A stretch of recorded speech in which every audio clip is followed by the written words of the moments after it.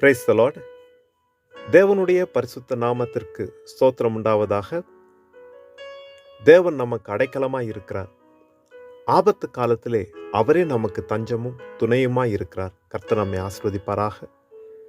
இன்றைய நாளிலும் கர்த்தர் நம் பெலன் என்ற தலைப்பில் சங்கீத புஸ்தகம் 18ஆம் அதிகாரத்திலே 1வது வசனத்தை நான் வாசிக்கிறேன். என் பெலனாகிய கர்த்தாவே, உம்மில் அன்பு கூறுவேன்.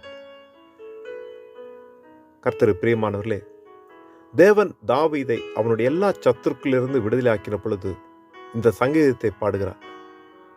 தேவன் அவனுக்கு ஜெயத்தை தந்திருக்கிறார்.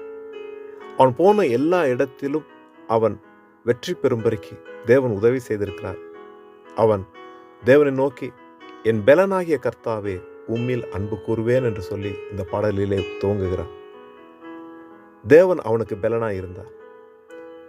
எவ்வளோ பெரிய போராட்டங்கள் அவன் வாழ்க்கையில் சூழ்ந்து வந்தாலும், யுத்தங்களை கடந்து வந்தாலும், கர்த்தருடைய பலனினாலே அவன் எல்லாவற்றையும் ஜெயம் பெறும்படியாக அங்கு இரக்கம் பெற்றான்.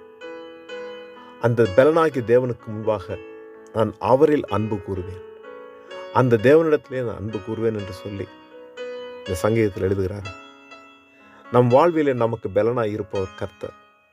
அவரே நமக்கு துணை. அவரே நம்மை பாதுகாக்கிறார். எல்லா சூழ்நிலைகளிலும் கர்த்தர் நமக்கு துணையாக இருக்கிறார். உன் வலது பக்கத்திலே உன் நிழலாய் இருக்கிறேன் என்று தேவன் வாக்கு கொடுத்திருக்கிறாரே.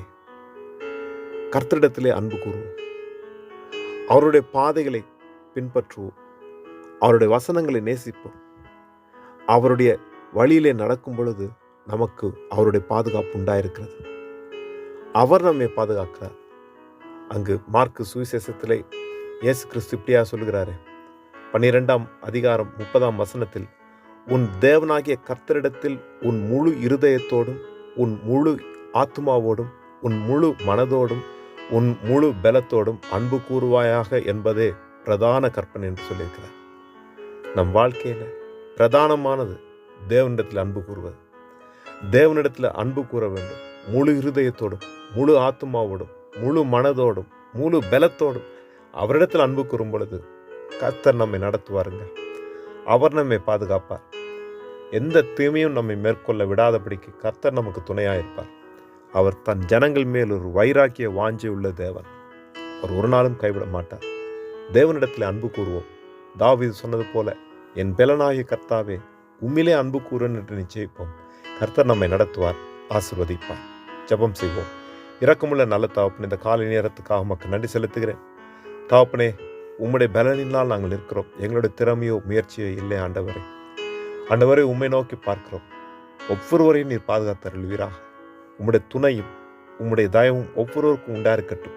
உம்முடைய சமூகம் ஒவ்வொருவரும் கூட இருந்து நித்தமும் ஆசீர்வதித்து வழி நடத்தும்படிக்கு எல்லாம் இயேசு கிறிஸ்து நாமத்தில் ஜெபிக்கிறேன் நல்ல தகப்பனே.